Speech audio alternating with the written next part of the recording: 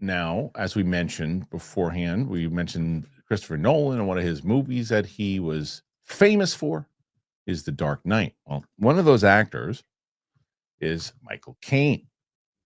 Mike was here to do the voice right now. But what did he do? Well, we're going back into AI, guys.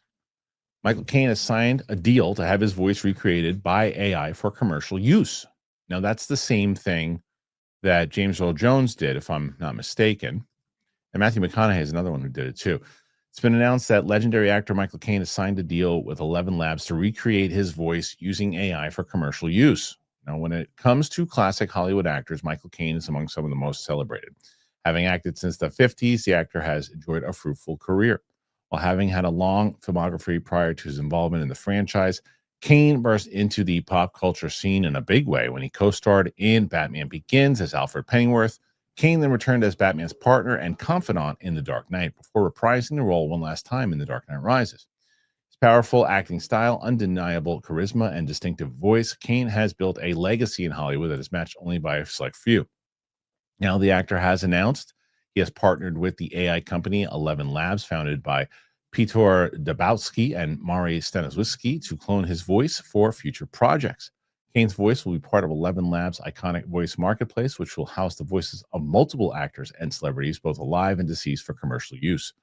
In a statement, Caine explained his reasoning regarding the deal, stating he wished to help people craft their own stories. Further said the company was not aiming to replace voices, but instead to amplify them. Oh, God, I wish Mike was here. For years, I've let my voice do stories that move people, tales of courage, of wit, of human spirit. Now I'm helping others with find theirs. With 11 Labs, we can preserve and share voices, not just mine, but anyone's.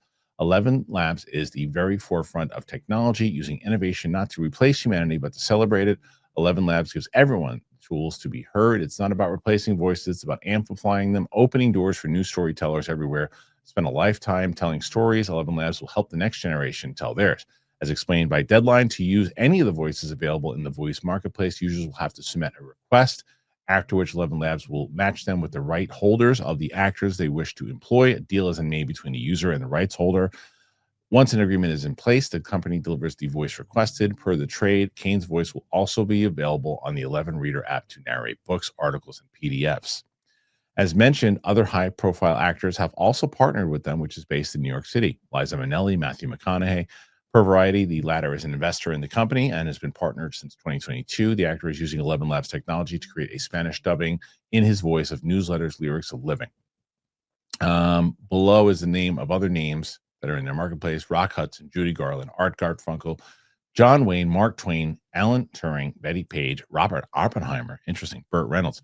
Using the likeness and voices of deceased actors have been part of a contention in the industry, entertainment industry. However, Michael Caine, McConaughey, and Minnelli partnering, this is going to become more complex. It really is kind of the same conversation that we just had. I do wish that we could discuss this with Roca today, because it's kind of the same thing, right? I think that this is where I just said where Disney was trying to get ahead of it. I think a lot of these actors are trying to get ahead of it too. They're trying to, like, if Michael Caine's like, look, if I can continue to work and my grandchildren and my children and other people can still make money off of my likeness and my voice when I'm long gone, then go for it. If people are going to still want to see me and want me to be in movies and hear my voice and narrate stuff, and my people are getting paid for it, and Roku is going to be mad at me. If it was me, I'd do it. If I knew that my kids, if I was like, people want to hear your stupid voice telling stupid fart jokes and that's what she said jokes on reactions, but you got to sign off and they'll do it. You can do it for the end of time, and your kids and your grandkids and your great grandkids will benefit, and they'll get the money for it, but they have to approve what you're going to be in. I'd be like, okay, yeah, they're going to be protected. They're going to make money from it. I'm going to be able to put a little bit more in their account so they can eat. I get it. I do think that there's a lot of that inside of why he's probably doing it.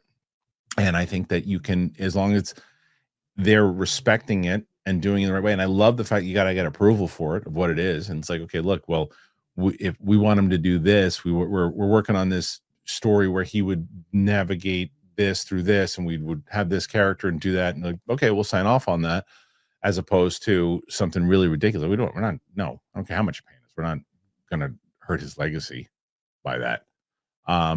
This is the thing that is going to start to show up more and more people are going to start signing on to it. And it is the same conversation that I've had a million times over, is that the generation today, this one, Gen X, Gen Z, millennials, they're all going to be debating it. Maybe Gen Z, not as much. Or no, what do you, Gen Z, what's the other one? Gen Alpha, whatever the hell they are now. That's the generation that's probably going to run forward, and there's going to be less people arguing about should we, shouldn't we, because it's going to be already part of the norm. I'm not saying what's right or wrong. I'm just telling you how it's going to go. We're all going to be in this balance. There's going to be so many people here. No, we shouldn't do it. We shouldn't do it. Roka's going to tweet about it and say, you shouldn't do it. You're making it worse. And it's going to get, eventually it's going to get here. Again, no right or wrong behind it, probably more wrong behind it, but it's going to be here. And that's just how it's going to be the norm, where I said this a long time ago, where there's going to be another Die Hard movie with young Bruce Willis. If they sign off for him, if his voice is signed off and his likeness is signed off, you're going to see another Die Hard movie or something along those lines with him in it. That's going to be, and I don't know when that story is going to happen, but the story will be eventually. We're going to cover it on this show. Eventually, the first movie AI generated with so-and-so, Bruce Willis, whoever, is done. And these actors signed off to it.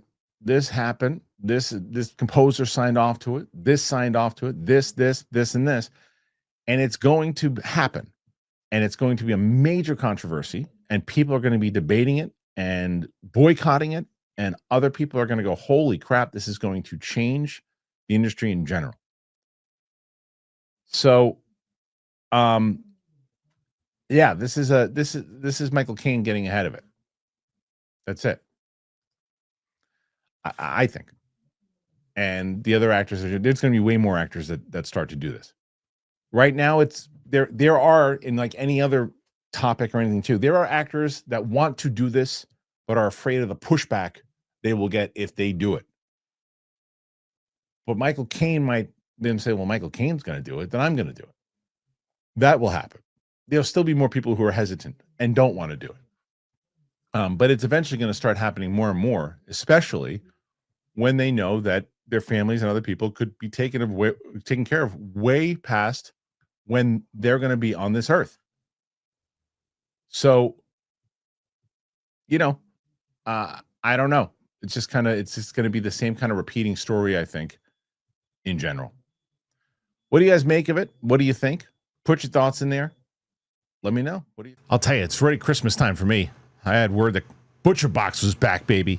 Oh, I love Butcher Box. So good, because I know there's a lot of people out there, when you look at your freezer, it looks like a crime scene of forgotten leftovers.